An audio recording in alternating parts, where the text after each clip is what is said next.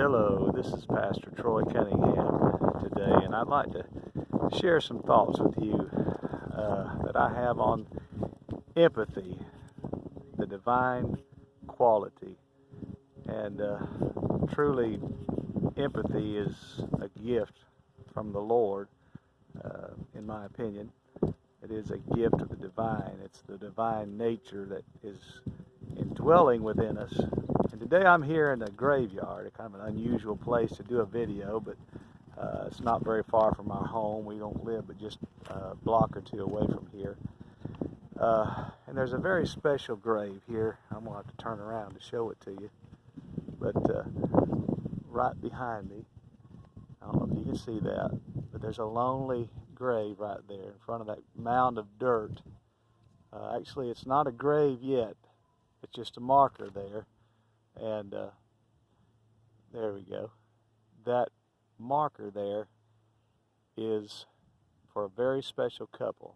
And I want to tell you about them and how that empathy has affected me greatly in the lives of this particular couple. The graves that are marked there are empty right now. But if God doesn't intervene, one of them is going to be filled very soon, maybe within a few days. The man and his wife that owned these graves used to pastor the church that I pastor now. They were there over 30 years. Actually, they grew up there. It was their home church. So they've been in that particular church almost all their life. But he pastored that church for close to 30 years. But he come down with cancer and got very ill, very sick, and now he's dying. He's in his late 70s. He's lived a full life, and his wife's, I believe, 73. Precious, precious people. And but I want to share something with you that happened to me the other day as I was driving out here. There's a road that comes in behind me here. If you back there, a little highway that runs north and south, and as I was coming down that road, I saw this particular couple pull down the road here and pull up to their grave over here and park their car right in front of their marker. Now, like I said, this man's dying, and I know he's dying. He's got lung cancer. It's in his brain. It's all throughout his body. And it's a very tragic situation. And as I watched them pull their car down that road, I wondered in my mind, what are they fixing to do? I knew that this pastor was very weak. I mean, so weak that I don't even know how he got in the car, to be honest with you, to even come out here with his wife.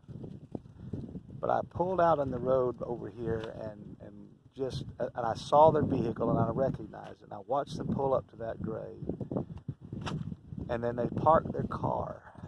And him and her sat there in that vehicle for a long time. Now, my mind, it was as if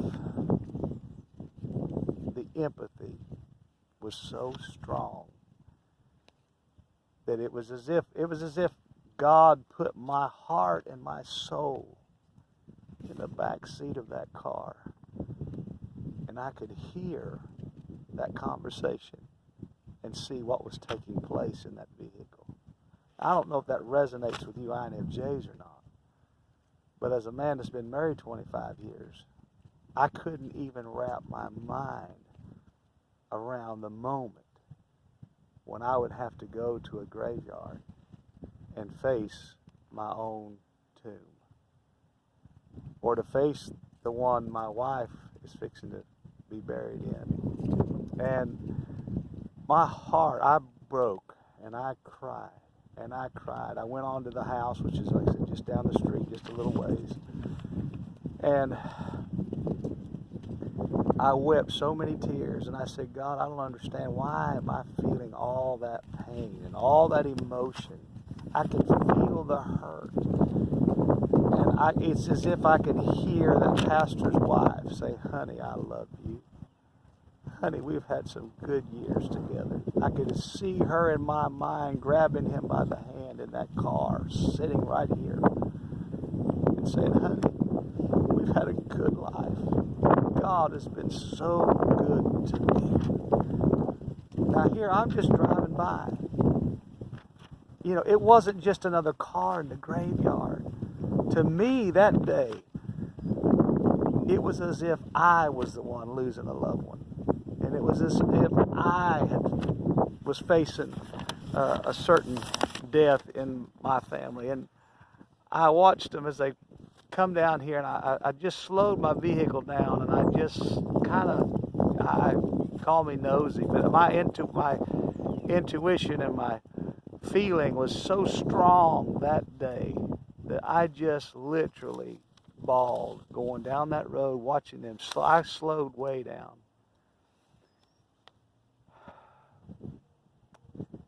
And I thought to myself, why? What's the purpose of me feeling that pain? And I didn't know until 2 days later. I was driving down the road. This particular couple only lives just a few blocks another direction from my home, just a few blocks down the same road that this graveyard is located on. And I felt compelled one afternoon to go by and knock on the door, pay them a visit. So I did. I went to the house and I paid them a visit. I walked in the door, and this brother, this pastor, was so ill, so sick, he couldn't even visit.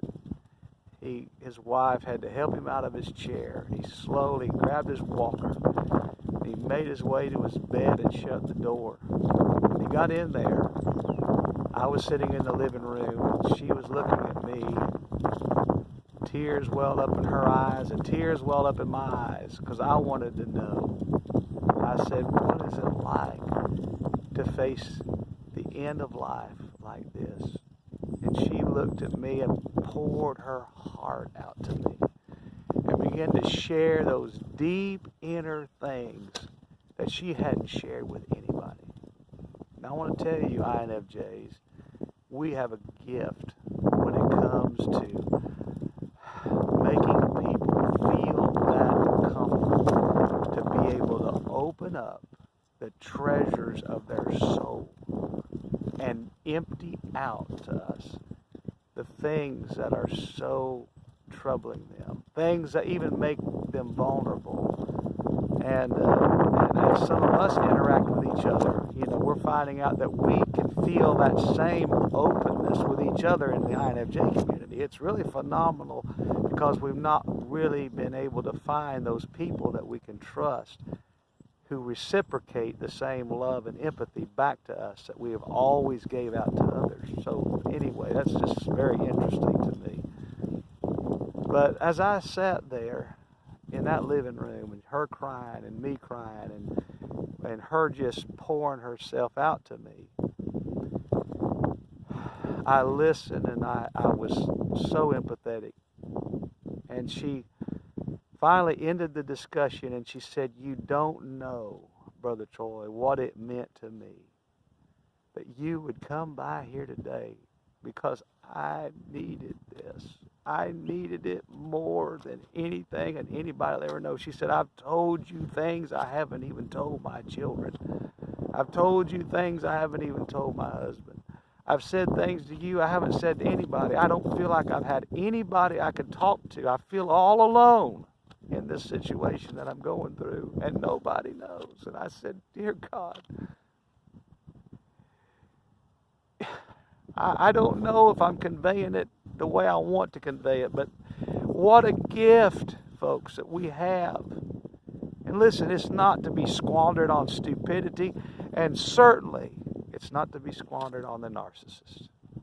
I want you to think about it, because those toxic people will come into our life and sap us dry of all of that wonderful quality. And listen, the thing about INFJs is this: we have an overabundance of it. I mean, we have way more than the average person. I can tell you, my wife's an ISFP, And she's a very caring, loving individual, but she has limits. I mean, she has a limit, a boundary, and it's not going to go over that. Her empathy level is just so much, and that's it. And she's oftentimes told me, she said, honey, why do you do that? Why do you go out of your way? Why do you keep, going above and beyond? I would have quit with them a long time ago. I would have stopped, that you're wasting your time. Why do you bother? So, now that I realize what it is, I know that it's an overabundant supply. And none of us have any greater joy than be able to give out of that overabundance that we have. With that said, I want to share something with you. I read this the other day, and it so blessed me. And it's just a scripture, because we oftentimes hear in the typing community that, Jesus Christ was an INFJ. Well, I don't know what personality type he was, but I can tell you this. When it comes to empathy, nobody matched him. I want to read the prophecy that Isaiah shares about the Messiah. And in Isaiah 53 and verse 3, I'm just going to read three verses here. The Bible says, he is despised and rejected of men, a man of sorrows and acquainted with grief. And we hid, as it were, our faces from him. He was despised and rejected. He was despised, and we esteemed him not. Surely he hath borne our griefs, carried our sorrows, yet we did esteem him stricken, smitten of God, and afflicted. But he was wounded for our transgressions. He was bruised for our iniquities. The chastisement of our peace was upon him. And with his stripes we are healed. I want you to think about that fourth verse says, surely he hath borne our griefs and carried our sorrows. That's exactly what I did the other day, right down the street, driving around this graveyard. I was bearing their grief. I was bearing their sorrows. I could feel it. It was on my shoulders. I couldn't escape it. There was no way to get away from it. And yet God has a way of using us, just like he used his son, to bring healing and help in the lives of the hurting, in the lives of the dying, with this divine gift that you and I have. Never take it for granted, and never waste it. Now I want to just say one more thing before I close. Quit wasting it on people that don't care. Quit wasting it on toxic people that are just using it for their own self-aggrandizement. Just stop it. Think about I thought about that precious woman and her husband. They are dying. I mean, him dying and her grieving. How great it was to share something in my heart with them in a moment they needed it the most. And I tell you what, it has changed me. The last few days I have felt like a completely different person, because I was ready and willing to give them something they desperately needed from the wellspring of my empathy in the hour they needed it. And I know these people would reciprocate it right back to me if it was me or my wife in the same condition. Those are the people that you need to love. Those are the people you need to trust. Those are the people you need to give your all to. And you will be. I want to tell you one thing about when you share that energy. And listen, it is a huge energy source in us. When you share that with others, guess what? That appreciate it and need it. Those that can reciprocate it back. You don't lose any of that energy. It's as if the more you give it, the more comes right back to you. It's not like a narcissist. When you give it to them, it's gone. And you feel depleted, you feel drained, you feel, man, wow, why did I waste my time? I'm just zapped. But yet we can share our love and our empathy and our affection to people that desperately need it in their trying moments and trying times. people that are healthy, people that are real, people that are authentic, people that resonate with our soul and with our spirit. And guess what? It revitalizes us. It recharges us. It actually boosts our energy. Ain't that wonderful?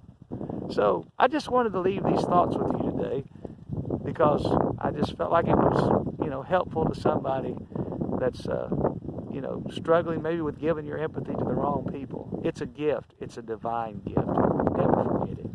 Use it wisely. May God richly bless you.